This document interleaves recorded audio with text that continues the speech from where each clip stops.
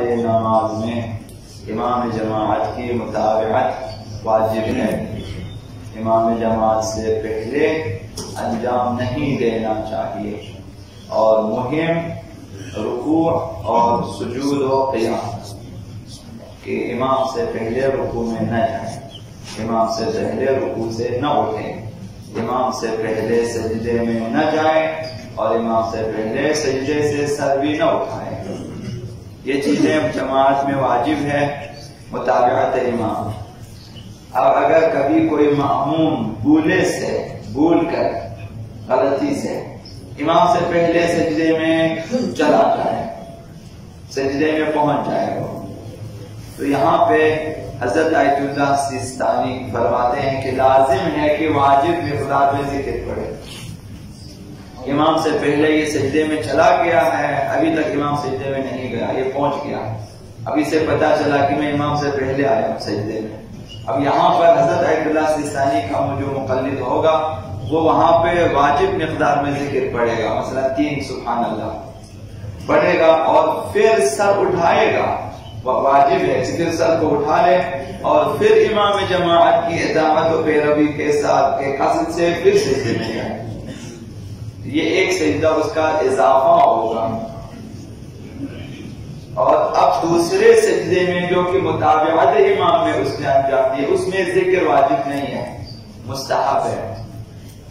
پہلے سجدے میں جو غلطی سے کیا اس میں ذکر واجب ہے حضرت آیت اللہ سیستانی کے مقلدین کے لیے. اب پھر اٹھے گا، امام کی متابعت کی نیت سے دوبارہ جائے گا سجدے میں، اور پھر اس سجدے میں ذکر مستحب ہے. لیکن اگر پہلے سجدے میں ذکر پڑھنا مثلا طولانی کا باعث ہے، پھر امام کی متابعت نہیں ہو سکے گی، امام آگے نکل جائے گا، اس طرح سے صورتحال ہے. اور اگر پہلے سجدے میں ذکر پڑھنا سجدے میں امام جماعت کی متابعت اور پیروی کے ترک کرنے کا باعث ہو، اگر ذکر پڑھتا ہے امام کی اطاعت نہیں ہو سکتی ہے، پیروی نہیں ہو سکتی ہے، متابعت نہیں ہو سکتی ہے، اور تو وہ سجدے کی حالت میں باقی رہے. ابھی دیکھتا ہے کہ میں ذکر نہیں پڑھ سکتا، ذکر پڑھوں گا تو امام کی مطابقت نہیں ہو، ذکر پڑھ کے واپس جا کے نہیں آ سکتا امام کے ساتھ، تو وہیں پہ اسی حالت میں باقی رہے تاکہ کہ امام اس سے ملحق ہو جائے. امام کیونکہ پیچھے وہ پہلے سجدہ کیا اس نے، تو امام سے ملحق ہو جائے، ابھی پھر باقی امام کے ساتھ پڑھے، اس کی نماز صحیح ہے.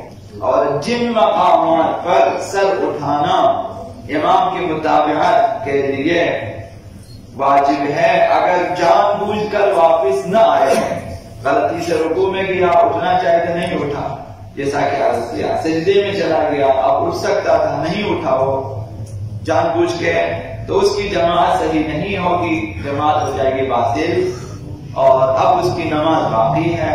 اگر فرادہ وظیفے پر عمل کیا، آگے جو نماز اس نے پڑھنی ہے تو وہ فرادہ کی نیت سے پڑھے تو صحیح ہے، ورنہ نماز بھی باطل ہو جائے گی.